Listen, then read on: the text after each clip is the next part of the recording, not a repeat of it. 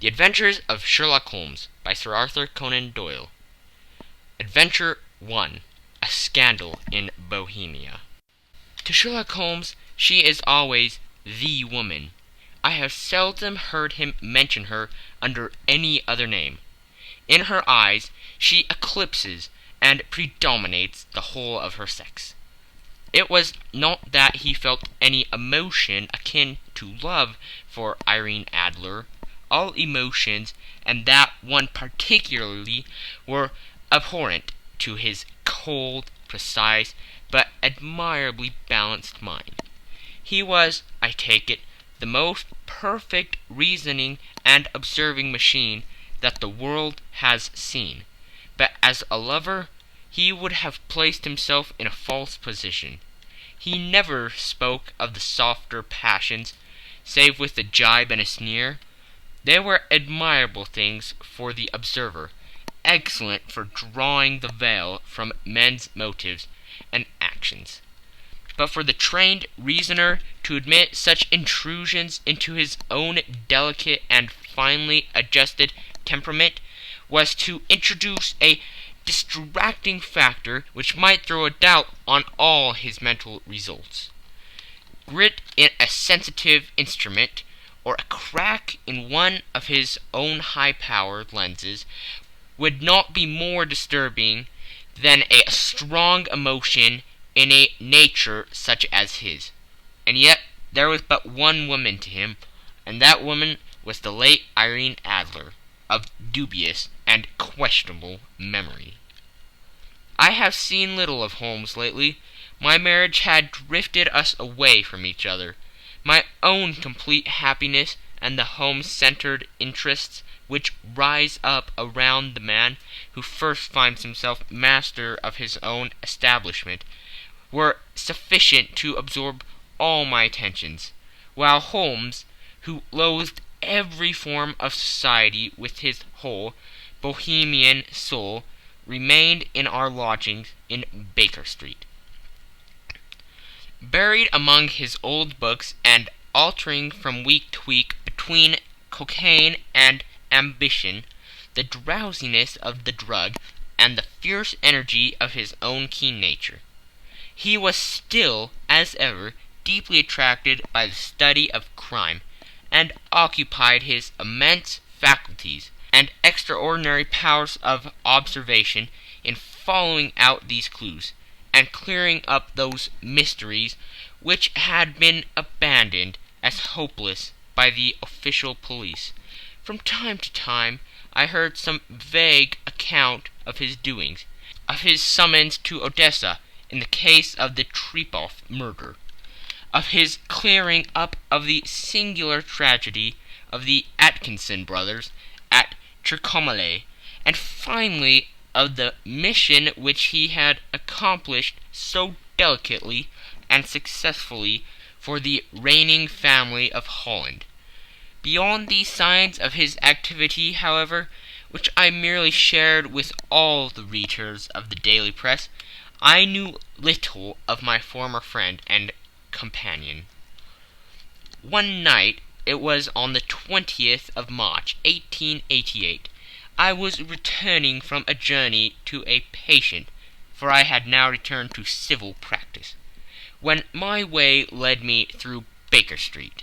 As I passed the well-remembered door, which must always be associated in my mind with my wooing, and with the dark incidents of the Stoty in Scarlet, I was seized with a keen desire to see Holmes again, and to know how he was employing his extraordinary powers. His rooms were brilliantly lit, and even as I looked up I saw his tall, spare figure pass twice in a dark silhouette against the blind. He was pacing the room, swiftly, eagerly, with his head sunk upon his chest and his hands clasped behind him. To me, who knew his every mood and habit, his attitude and manner, told their own story. He was at work again. He had risen out of his drug-created dreams, and was hot upon the scent of some new problem. I rang the bell, and was shown up to the chamber, which had formerly been in part my own.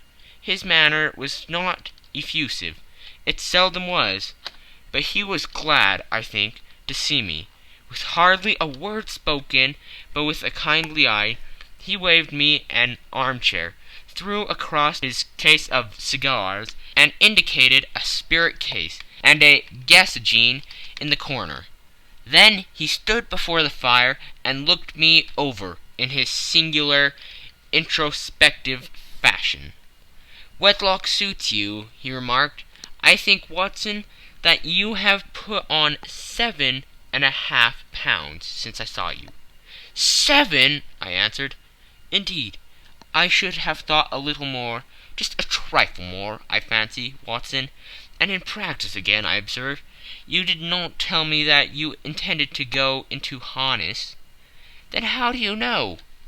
"I see it. I deduce it. How do I know that you have been getting yourself very wet lately, and that you have a most clumsy and careless servant girl?" "My dear Holmes," said I, "this is too much. You would certainly have been burned had you lived a few centuries ago. It is true that I had a country walk on Thursday, and came home in a dreadful mess, but as I have changed my clothes, I can't imagine how you deduce it. As to Mary Jane, she is incorrigible, and my wife has given her notice. But there again I fail to see how you work it out." He chuckled to himself, and rubbed his long, nervous hands together.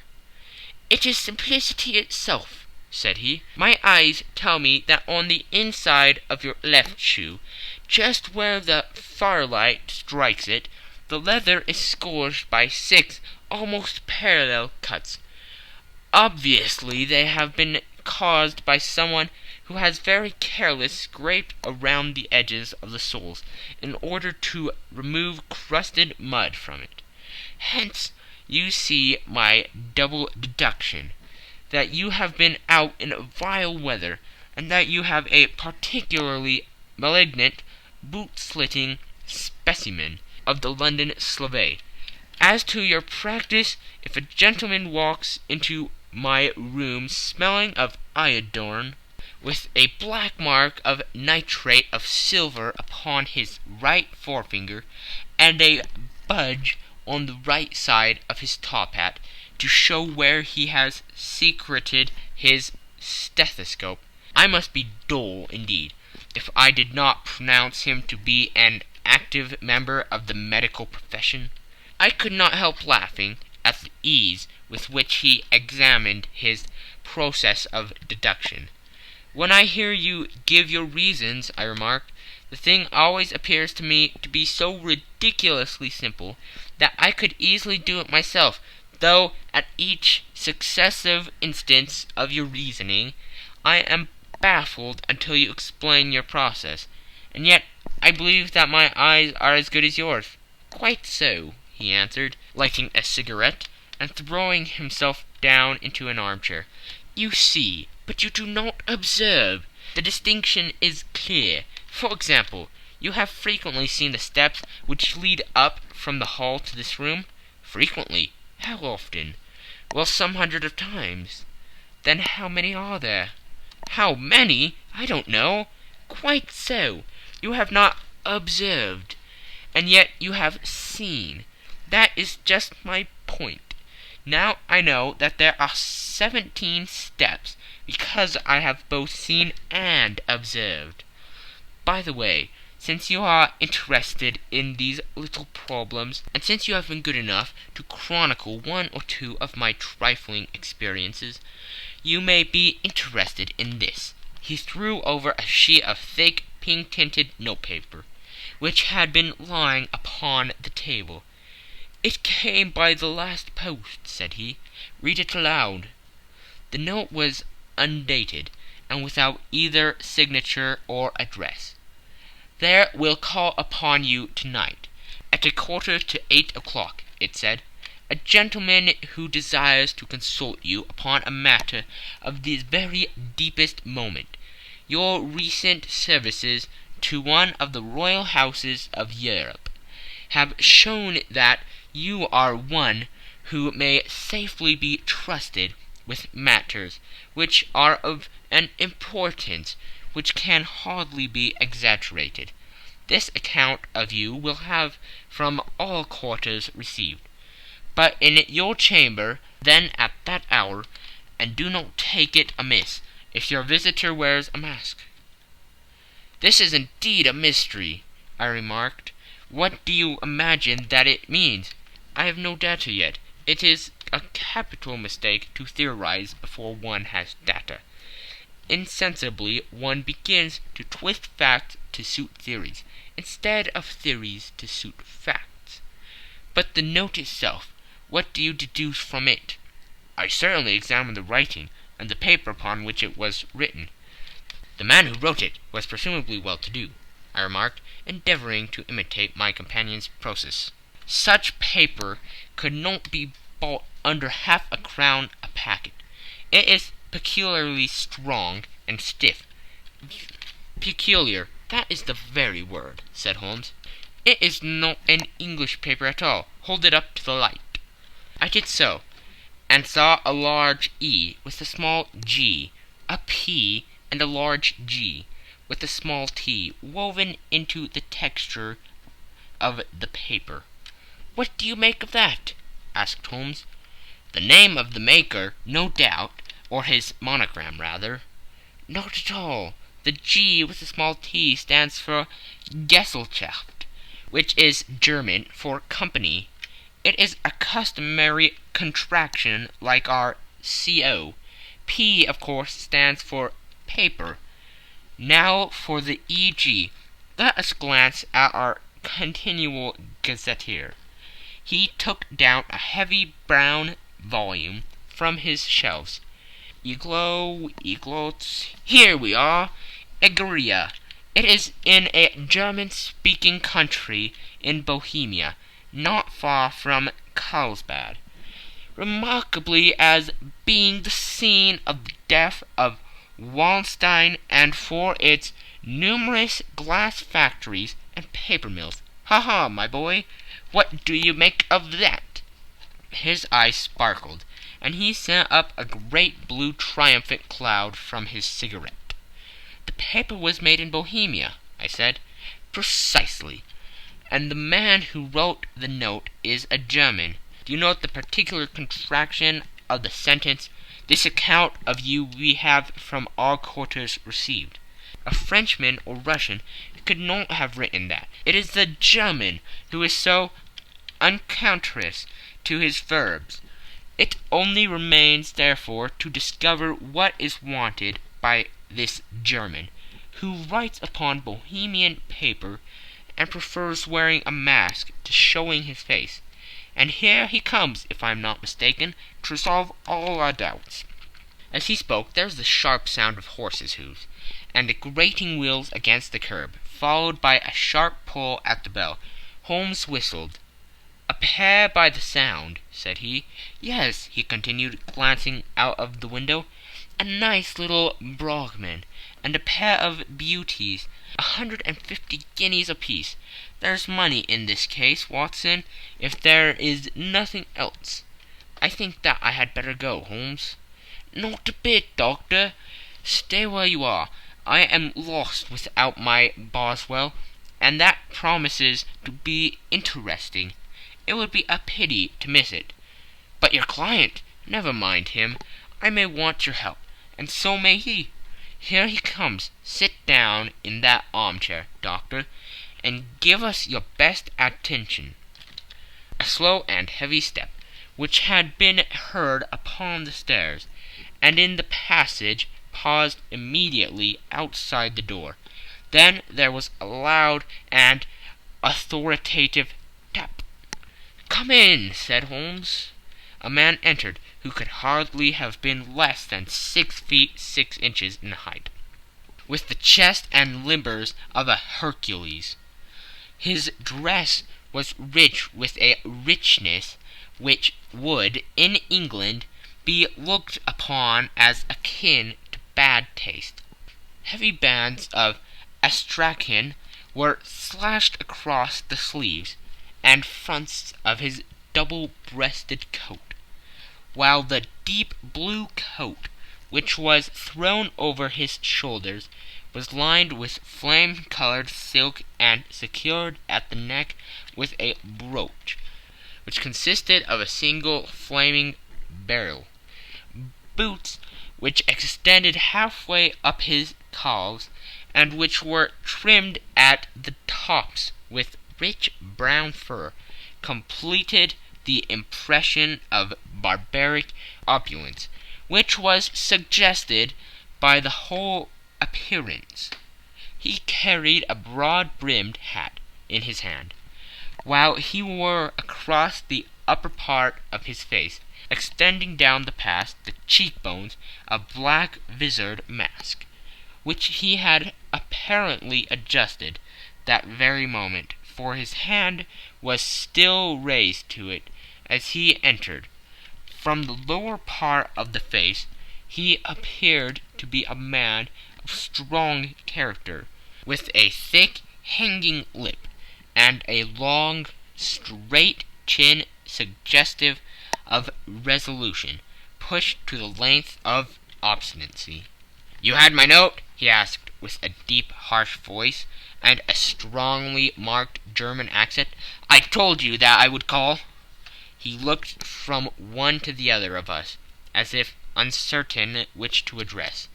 "Pray take a seat," said Holmes. "This is my friend and colleague, Dr. Watson, who is occasionally good enough to help me in my cases. Whom have I the honor to address?" "You may address me as Count von Kramm, a Bohemian nobleman.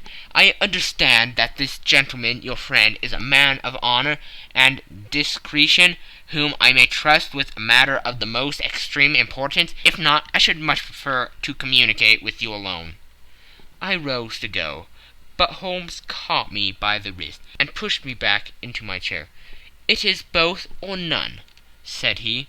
"You may see before this gentleman anything which you may say to me." The Count shrugged his broad shoulders. "Then I must begin," said he, "by binding you both to absolute secrecy for 2 years. At the end of that time the matter will be of no importance. At present it is too much to say that it is of such weight it may have an influence upon European history." "I promise," said Holmes. "And I." "You may excuse this mask," countered our strange visitor. "The august person who employs me wishes his agent to be unknown to you, and I may confess at once that the title by which I have just called myself is not exactly my own." "I was aware of it," said Holmes dryly. "The circumstances are of great delicacy, and every precaution has to be taken to quench what might grow to be an immense scandal and seriously compromise one of the reigning families of Europe. To speak plainly, the matter implicates the great house of Amstein Hereditary, kings of Bohemia." "I was also aware of that," murmured Holmes, setting himself down in his armchair, closing his eyes. Our visitor glanced with some apparent surprise at the rigid, longing figure of the man, who had been no doubt depicted to him as the most incisive reasoner, a most energetic agent in Europe. Holmes slowly reopened his eyes, and looked impatiently at his gigantic client. "If your Majesty would condescend to state your case," he remarked, "I should be better able to advise you." The man sprang from his chair, and paced up and down the room in uncontrollable agitation. Then, with a gesture of desperation, he tore the mask from his face and hurled it upon the ground. "You are right!" he cried. "I am the king. Why should I attempt to conceal it?" "Why, indeed?" murmured Holmes. "Your Majesty had not spoken before. I was aware that I was addressing William Gottrich Sigmund von Amsterdam, Grand Duke of Kassel-Flatten, and hereditary King of Bohemia." "But you can understand," said our strange visitor, sitting down once more and passing his hand over his high white forehead. "You can understand that I am not accustomed to doing such business in my own person, that I could not confide it to an agent without putting myself in his power. I have come incognito from Prague, from the purpose of consulting you." "Then pray consult," said Holmes, shutting his eyes once more. "The facts are briefly these. Some 5 years ago, during a lengthy visit to Warsaw, I made the acquaintance of the well-known adventuress Irene Adler. The name is no doubt familiar to you?" "Kindly look her up in my index, Doctor," murmured Holmes, without opening his eyes. For many years he had adopted a system of docking all paragraphs concerning men and things, so that it was difficult to name a subject or a person on which he could not at once furnish information.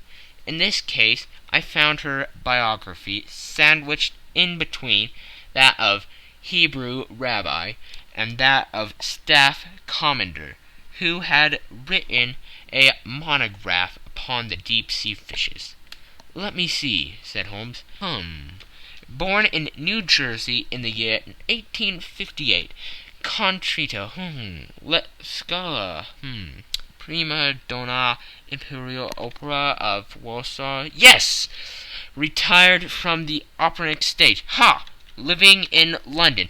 Quite so, Your Majesty. As I understand, become entangled with this young person, wrote her some compromising letters, and is now desirous of getting these letters back." "Precisely so. But how?" "Was there a secret marriage?" "None." "No legal papers or certificates?" "None." "Then I fail to follow, Your Majesty. If this young person should produce her letters from blackmailing or other purposes, how is she to prove their authenticity?" "There is writing." "Pooh, forgery." "My private note-paper." "Stolen." "My own seal." "Imitated." "My photograph." "Bought." "We were both in the photograph." "Oh dear, that is very bad. Your Majesty has indeed committed an indiscretion." "I was mad, insane." "You have compromised yourself seriously." "I was only Crown Prince then. I was young. I am but 30 now." "It must be recovered." "We have tried and failed." "Your Majesty must pay. It must be bought." "She will not sell." "Stolen, then." 5 attempts have been made. Twice burglars in my pay ransacked her house. Once we diverted her luggage when she travelled. Twice she had been waylaid. There has been no result. "No sign of it?" "Absolutely none." Holmes laughed. "It is quite a pretty little problem," said he. "But a very serious one to me," returned the King reproachfully. "Very indeed. What does she propose to do with the photograph?" "To ruin me." "But how?" "I'm about to be married." "So I have heard." "To Claudia Lorman von Saxe-Montenegrin, second daughter of the King of Scandinavia. You may know the strict principles of her family. She is herself the very soul of delicacy. A shadow of a doubt as to my conduct would bring the matter to an end." "And Irene Adler?" "Threatens to send him a photograph. And she will do it. I know that she will do it. You do not know her, but she has a soul of steel. She has the face of the most beautiful of women, and the mind of the most resolute of men. Rather than I should marry another woman, there are no lengths to which she would not go. None." "You are sure that she has not sent it yet?" "I am sure." "And why?" "Because she has said that she would send it on the day when the betrothal was publicly proclaimed. That would be next Monday." "Oh, then we have 3 days yet," said Holmes with a yawn. "That is very fortunate, as I have 1 or 2 matters of importance to look into just at present. Your Majesty will, of course, stay in London for the present?" "Certainly. You will find me at the Logram under the name of the Count von Kram. Then I shall drop you a line to let you know how we progress. Pray do so. I shall be all anxiety. Then as to money, you have carte blanche. Absolutely.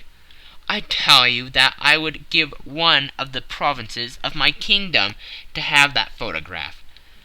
And for the present expenses, the king took a heavy chamois leather bag from under his cloak and laid it on the table. There are 300 pounds in gold and 700 in notes, he said. Holmes scribbled a receipt upon a sheet of his notebook and handed it to him. And mademoiselle's address, he asked. Is Brony Lodge, Supretime Avenue, St. John's Wood. Holmes took a note of it. What other question? Said he. Was the photograph a cabinet? It was. Then good night, your majesty, and I trust that we shall soon have some good news for you.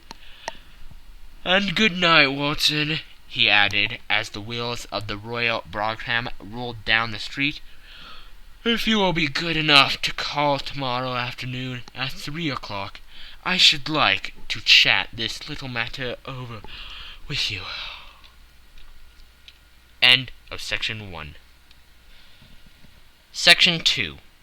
At 3 o'clock precisely, I was at Baker Street, but Holmes had not yet returned. The landlady informed me that he had left the house shortly after 8 o'clock in the morning. I sat down beside the fire, however, with the intention of awaiting him. However long he might be, I was already deeply interested in his inquiry, for though it was surrounded by none of the grim and strange features which were associated with the two crimes which I have already recorded, still the nature of the case and the exalted station of his client gave it a character of its own. Indeed, apart from the nature of the investigation which my friend had on hand, there was something in his masterly grasp of a situation, and his keen, incisive reasoning, which made it a pleasure to me to study his system of work, and to follow the quick, subtle methods by which he distinguished the most inextractable mysteries. So accustomed was I to his invariable success that the very possibility of his failing had ceased to enter into my head. It was close upon 4 before the door opened, and a drunken-looking groom, ill-kept and side-whiskered, with an inflamed face and disreputable clothes, walked into the room. Accustomed as I was to my friend's amazing powers in the use of disguises, I had to look 3 times before I was certain that it was indeed he. With a nod he vanished into the bedroom, whence he emerged in 5 minutes, too suited and respectable as of old, putting his hands into his pockets. He stretched out his legs in front of the fire and laughing heartily for some minutes. Well, really, he cried, and then he choked and laughed again, until he was obliged to lie back, limp and helpless, in the chair. What is it? It's quite too funny. I am sure you could never guess how I employed my morning, or what I ended by doing.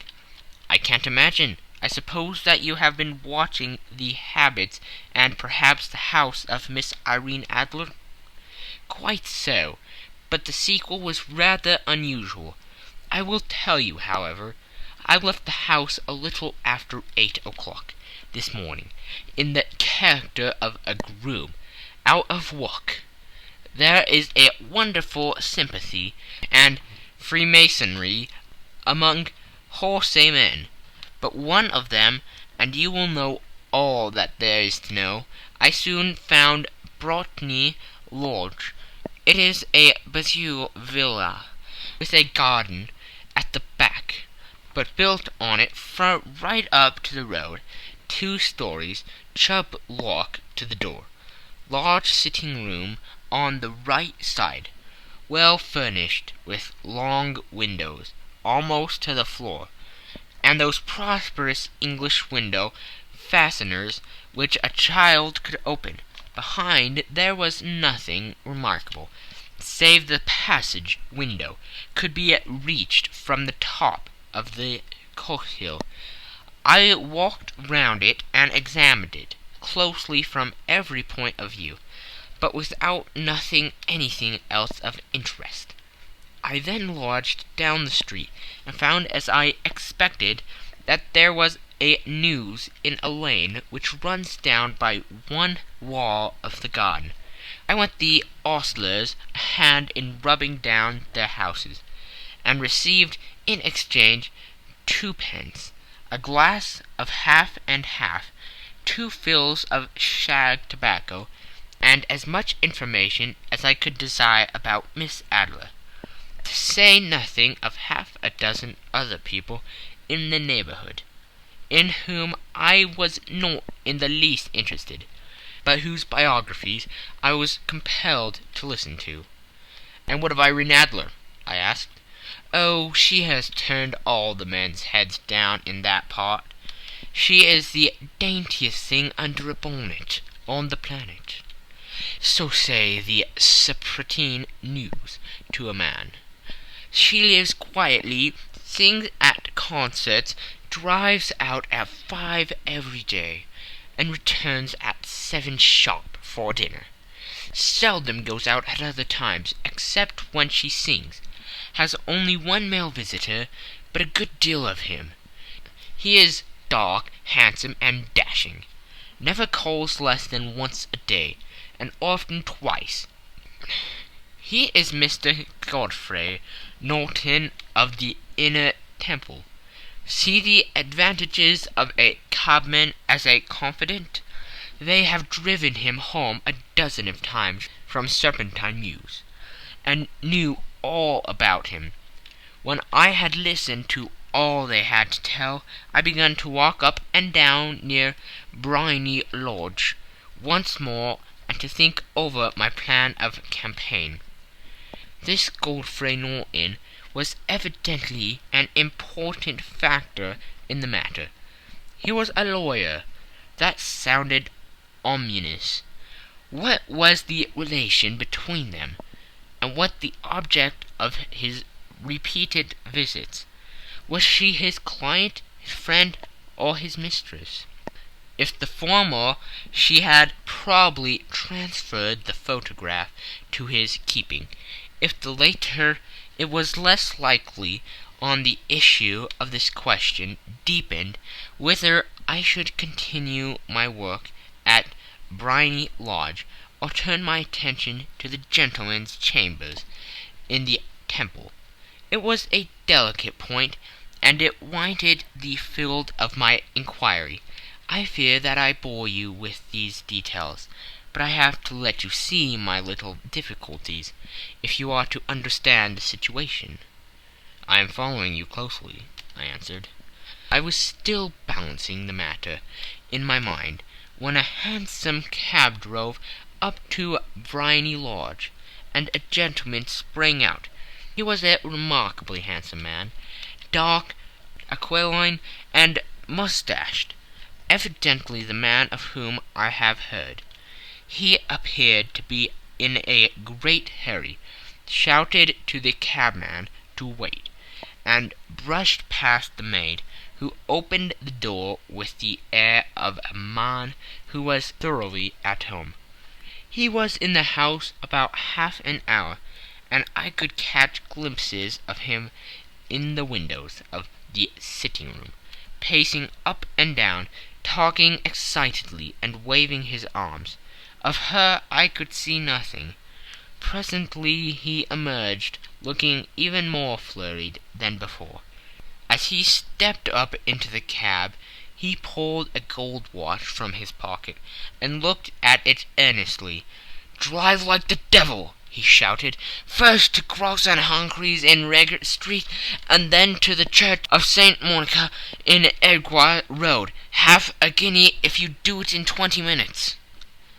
Away they went, and I was just wondering whether I should not do well to follow them, when up the lane came a neat little landau, the coachman with his coat only half buttoned, and his tie under his ear, while all the tags of his harness were sticking out of the buckles. It hadn't pulled up before she shot out of the hall door and into it. I only caught a glimpse of her at the moment, but she was a lovely woman, with a face that a man might die for. "The Church of St. Monica, John," she cried, "and half a sovereign if you reach it in 20 minutes. This was quite too good to lose, Watson. I was just balancing whether I should run for it, or whether I should perch behind her landau, when a cab came through the street. The driver looked twice at such a shabby fare, but I jumped in before he could object. "The Church of St. Monica," said I, "and half a sovereign if you reach it in 20 minutes. It was 25 minutes to 12, and of course it was clear enough what was in the wind. My cabby drove fast. I don't think I ever drove faster, but the others were there before us, the cab and the landau, with their steaming horses, were in front of the door. When I arrived, I paid the man and hurried into the church. There was not a soul there, save the two whom I had followed, and a surpliced clergyman, who seemed to be expostulating with them. They were all three standing in a knot in front of the altar. I longed up the side aisle like any other idler who has dropped into a church. Suddenly, to my surprise, the three at the altar faced round to me, and Godfrey Norton came running as hard as he could toward me. "Hank," he cried, "you'll do. Come. "What then?" I asked. "Come, man, come only 3 minutes, or it won't be legal." I was half dragged up to the altar, and before I knew where I was, I found myself mumbling responses which were whispered in my ear, and vouching for things of which I knew nothing, and generally assisting in the secure tying up of Irene Adler, spinster, to Godfrey Norton, bachelor. It was all done in an instant, and there was the gentleman thanking me on the one side and the lady on the other, while the clergyman beamed on me in front. It was the most preposterous position in which I ever found in my life, and it was the thought of it that startled me into laughing just now. It seems that there had been some informality about their license, that the clergyman absolutely refused to marry them without a witness of some sort, and that my lucky appearance saved the bridegroom from having to sally out into the street in search of a best man. The bride gave me a sovereign, and I mean to wear it on my watch chain in memory of the occasion. "That is a very unexpected turn of affairs," said I. "And what then?" "Well, I found my plans very seriously menaced. It looked as if the pair might take an immediate departure, and so necessity very prompt and energetic measures on my part. At the church door, however, they separated, he driving back to the temple, and she to her own house. "I shall drive out into the park at 5 as usual," she said, as she left him. I heard no more. They drove away in different directions, and I went off to make my own arrangements. "Which are?" "Some cold beef and a glass of beer," he answered, ringing the bell. "I have been too busy to think of food, and I am likely to be bustier still this evening. By the way, Doctor, I shall want your cooperation." "I shall be delighted." "You don't mind breaking the law?" Not in the least. No running a chance of arrest? Not in a good cause? Oh, the case is excellent. Then I am your man. I was sure that I might rely on you. But what do you wish? When Miss Turner has brought in the tray, I will make it clear to you now, he said, as he turned hungrily on the simple fare that our landlady had provided. I must discuss it while I eat, for I have not much time. It is nearly 5 now. In 2 hours we must be on the scene of action. Miss Irene, or Madame, rather, returns from her drive at 7. We must be at Briony Lodge to meet her. And what then? You leave that to me. I have already arranged what is to occur. There's only one point on which I must insist. You must not interfere, come what may. You understand? I'm to be neutral, to do nothing whatever. There will probably be some small unpleasantness. Do not join in it. It will end in my being conveyed into the house. 4 or 5 minutes afterwards, the sitting-room window will be open. You are to station yourself close to that open window. Yes, you are to watch me, for I have been visible to you. Yes, when I raise my hand, so, you will throw into the room what I give you to throw, and will, at the same time, raise the cry of "Fire!" You quite follow me? Entirely. It is nothing more formidable, he said, taking a long cigar-shaped roll from his pocket. It is an ordinary plumber's smoke rocket, fitted with a cap at either end, to make it self-lighting. Your task is confined to that. When you raise your cry of "Fire!" it will be taken up by quite a number of people. You may then walk to the end of the street, and I will rejoin you in 10 minutes. I hope that I have made myself clear.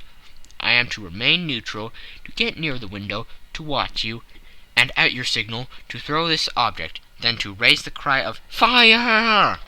and to wait you at the corner of the street. Precisely. Then you may entirely rely on me? That is excellent. I think, perhaps, it is almost time that I prepare for the new role I have to play. He disappeared into his bedroom, and returned in a few minutes, in the character of an amiable and simple-minded nonconformist clergyman. His broad black hat, his baggy trousers, his white tie, his sympathetic smile, and general look of peering and benevolent curiosity were such as Mr. John Hare alone could have equalled. It is not merely that Holmes changed his costume. His expression, his manner, his very soul seemed to vary every fresh part that he assumed. The stage lost a fine actor, even as science lost an acute reasoner when he became a specialist in crime. It was 6:15 when we left Baker Street, and it still wanted 10 minutes to the hour, when we found ourselves in Serpentine Avenue. It was already dusk, and the lamps were just being lighted as we paced up and down in front of Briony Lodge, waiting for the coming of its occupant. The house was just such as I had pictured it from Sherlock Holmes's succinct description, but the locale appeared to be less private than I expected. On the contrary, for a small street in a quiet neighborhood, it was remarkably animated. There was a group of shabbily dressed men smoking and laughing in a corner. A scissors grinder with his wheel, 2 guardsmen who were flirting with a nurse girl, and several well-dressed young men who were laughing up and down with cigars in their mouths. "You see," remarked Holmes, as we passed to and fro in front of the house, "this marriage rather simplifies matters. The photograph becomes a double-edged weapon now. The chances are that she would be as averse to its being seen by Mr. Godfrey Norton as our client is to coming to the eyes of his princess. Now the question is, where are we to find the photograph?" "Where indeed?" "It is most unlikely that she carries it about with her. It is cabinet size, too large for easy concealment about a woman's dress. She knows that the king is capable of having her waylaid and searched. 2 attempts of the sort have already been made. We may take it, then, that she does not carry it about with her." "Where, then?" "Her banker or her lawyer. There is that double possibility, but I am inclined to think neither. Women are naturally secretive, and they like to do their own secreting. Why should she have it over to anyone else? She could trust her own guardsmanship, but she could not tell what indirect or political influence might be brought to bear upon a businessman. Besides, remember that she had resolved to use it within a few days. It must be where she can lay her hands upon it. It must be in her own house." "But it has twice been burgled." "Pshaw! They did not know how to look." "But how will you look?" "I will not look." "What then?" "I will get her to show me." "But she will refuse." "She will not be able to. But I hear the rumble of wheels. It is her carriage. Now carry out my orders to the letter." As he spoke, the gleam of the sidelights of a carriage came round the curve of the avenue. It was a smart little landau, which rattled up to the door of Bohemia Lodge. As it pulled up, one of the loafing's men at the corner dashed forward to open the door, in the hope of earning a copper, but was elbowed away by another loafer, who had rushed up with the same intention. A fierce quarrel broke out, which was increased by the 2 guardsmen, who took sides with one of the longers, and by the scissors grinder, who was equally hot upon the other side. A blow was struck, and in an instant the lady, who had stepped from her carriage, was the centre of a little knot of flourished and struggling men, who struck savagely at each other with their fists and sticks. Holmes dashed into the crowd to protect the lady, but just as he reached her he gave a cry and dropped to the ground, with the blood running freely down his face. At his fall the guardsmen took their heels in one direction, and the longers in the other, while a number of better-dressed people, who had watched the suffice without taking part in it, crowded in to help the lady and to attend to the injured man. Irene Adler, as I will still call her, had hurried up the steps, but she stood at the top with her superb figure outlined against the lights of the hall, looking back into the street. "Is the poor gentleman much hurt?" she asked. "He is dead," cried several voices. "No, no, there's life in him," shouted another. "But he'll be gone before you can get him to hospital." "He's a brave fellow," said a woman. "They would have got the lady's purse and watch if it hadn't been for him. They were a gang, and a rough one, too. Ah, he's breathing now." "He can't lie here in the streets. May we bring him in, marm?" "Surely bring him into the sitting-room. There's a comfortable sofa. This way, please." Slowly and solemnly he was borne into the Bohemia Lodge, and laid into the principal room, while I still observed the proceedings from my post by the window.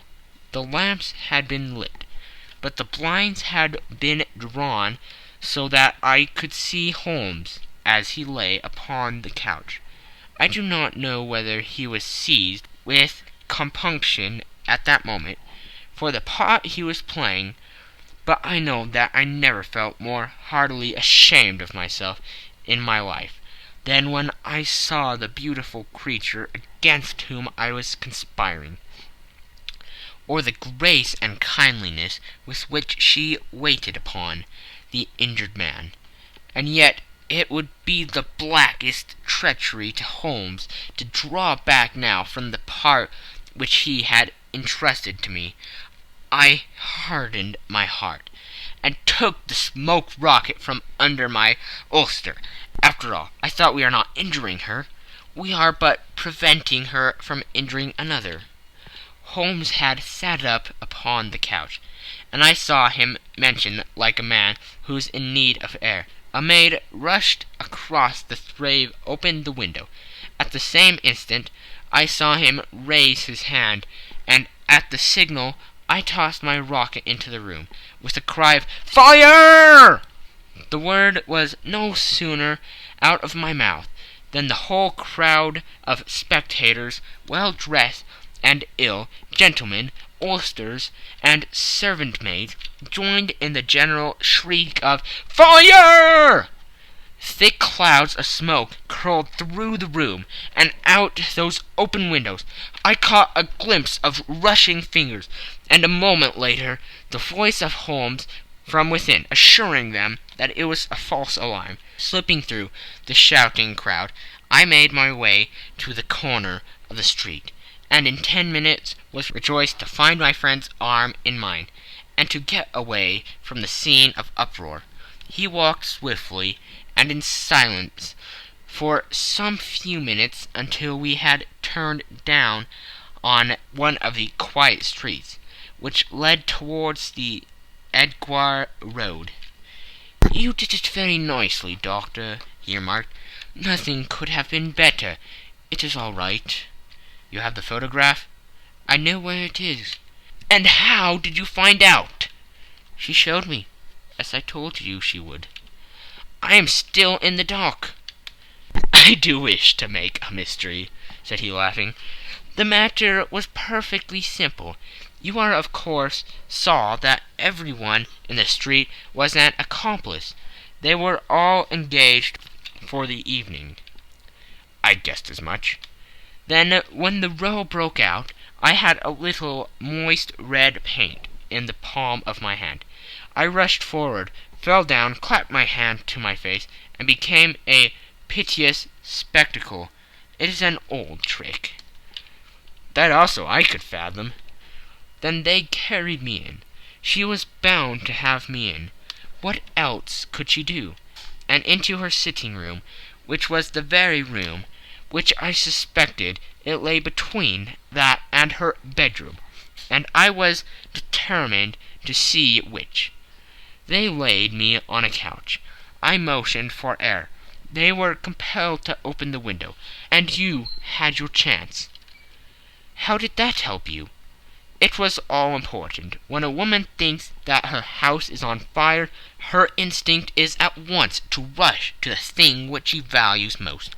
It is a perfectly overpowering impulse, and I have more than once taken advantage of it. In the case of the Darlington substitution scandal, it was of use to me, and also in the Arnsworth Castle business. A married woman grabs at her baby, an unmarried one reaches for her jewelry box. Now it was clear to me that Our Lady of today had nothing in the house more precious to her than what we are in quest of. She would rush to secure it. The alarm of the fire was admirably done. The smoke and shouting were enough to shake nerves of steel. She responded beautifully. The photograph is in a recuse behind a sliding panel, just above the right bell pull. She was there in an instant, and I caught a glimpse of it as she half drew it out. When I cried out that it was a false alarm, she replaced it, glancing at the rocket, rushed from the room, and I have not seen her since. I rose, and making my excuses, escaped from the house. I hesitated whether to attempt to secure the photograph at once, but the coachman had come in, and as he was watching me narrowly, it seemed safer to wait. A little over precipitance may ruin all. "And now?" I asked. "Our quest is practically finished. I shall call with the king tomorrow, and with you, if you care to come with us. We will be showed into the sitting-room to wait for the lady. But it is probable that when she comes, she may find neither us nor the photograph. It might be a satisfaction to His Majesty to regain it with his own hands." "And when will you call?" "At 8 in the morning. She will not be up, so that we shall have a clear field. Besides, we must be prompt, for this marriage may mean a complete change in her life and habits. I must wire to the king without delay." We had reached Baker Street, and had stopped at the door. He was searching his pockets for the key, when someone passing said, "Good night, Mr. Sherlock Holmes." There were several people on the pavement at the time, but the greeting appeared to come from a slim youth in an ulster who had hurried by. "I've heard that voice before," said Holmes, starting down the dimly lit street. "Now I wonder who the deuce that could have been." End of Section 2. Section 3. I slept at Baker Street that night, and we were engaged upon our toast and coffee in the morning, when the King of Bohemia rushed into the room. "You have really got it?" he cried, grasping Sherlock Holmes by either shoulder, or looking eagerly into his face. "Not yet." "But you have hopes?" "I have hopes." "Then come. I am all impatience to be gone." "We must have a cab." "No, my brougham is waiting." "Then that will simplify matters." We descended and started off at once more for Bombay Lodge. "Irene Adler is married," remarked Holmes. "Married? When?" "Yesterday." "But to whom?" "To an English lawyer named Norton." "But she could not love him." "I am in hopes that she does." "And why in hopes?" "Because it would spare your Majesty all fear of future annoyance. If the lady loves her husband, she does not love your Majesty. If she does not love your Majesty, then there is no reason why she should interfere with your Majesty's plan." "It is true, and yet, well, I wish she had been of my own station. What a queen she would have made." He relapsed into a mood silence, which was not broken until we drew up in Serpentine Avenue. The door of Bohemia Lodge was open, and an elderly woman stood up the steps. She watched us with a sardonic eye as we stepped from the brougham. "Mr. Sherlock Holmes, I believe," said she. "I am Mr. Holmes," answered my companion, looking at her with a questioning and rather startled gaze. "Indeed, my mistress told me that you were likely to call. She left this morning with her husband by the 5:15 train from Charing Cross for the Continent." "What?" Sherlock Holmes staggered back with the chagrin and surprise. "Do you mean that she has left England?" "Never to return." "And the papers?" asked the king hoarsely. "All is lost." "We shall see." He pushed past the servant and rushed into the drawing-room, followed by the king and myself. The furniture was scattered about in every direction, with the dismantled shelves and open drawers, as if the lady had hurriedly ransacked them before her flight.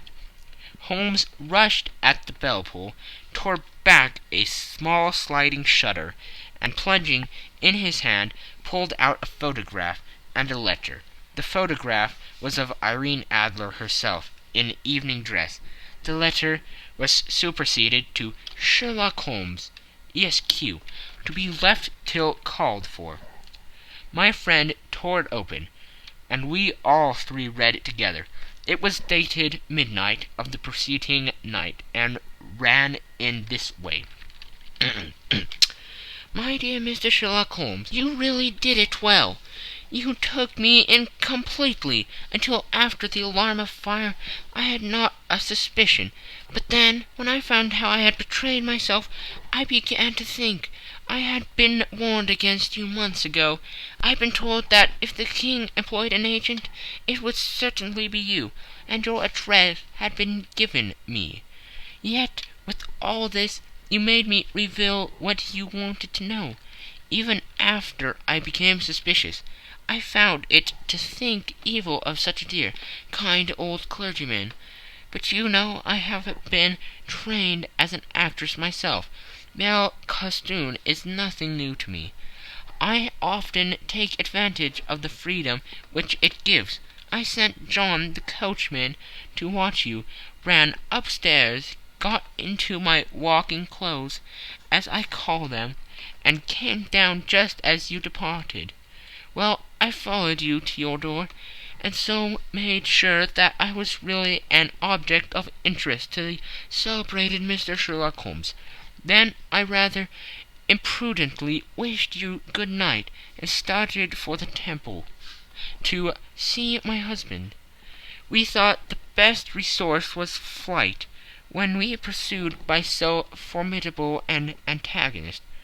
So you will find the nest empty when you call tomorrow. As to the photograph, your client may rest in peace. I love and am loved by a better man than he.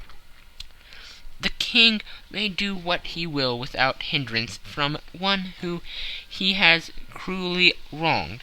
I keep it only to safeguard myself, and to preserve a weapon which will always secure me from any steps which he might take in the future. I leave a photograph which he might care to possess, and I remain, dear Mr. Sherlock Holmes, very truly yours, Irene Norton, née Adler. "What a woman! Oh, what a woman!" cried the King of Bohemia, when we had all three read this epistle. "Did I not tell you how quick and resolute she was? Would she not have made an admirable queen? Is it not a pity that she was not on my level?" "From what I have seen of the lady, she seems indeed to be on a very different level to you, Majesty," said Holmes coldly. "I am sorry that I have not been able to bring your Majesty's business to a more successful conclusion." "On the contrary, my dear sir," cried the King, "nothing could be more successful. I know that her word is inviolate. The photograph is now as safe as if it were in the fire." "I am glad to hear your Majesty say so." "I am immensely indebted to you. Pray tell me in what way I can reward you. This ring—" He slipped an emerald snake ring from his finger and held it out upon the palm of his hand. "Your Majesty has something which I should value even more highly," said Holmes. "You have but to name it. The photograph." The King stared at him in amazement. "Irene's photograph," he cried. "Certainly, if you wish it." "I thank your Majesty. Then there is no more to be done in the matter. I have the honor to wish you very good morning." He bowed and turned away without observing the hand which the King had stretched out to him. He set off in my company for his chambers. And that was how a great scandal threatened to affect the kingdom of Bohemia, and how the best plans of Mr. Sherlock Holmes were beaten by a woman's wit.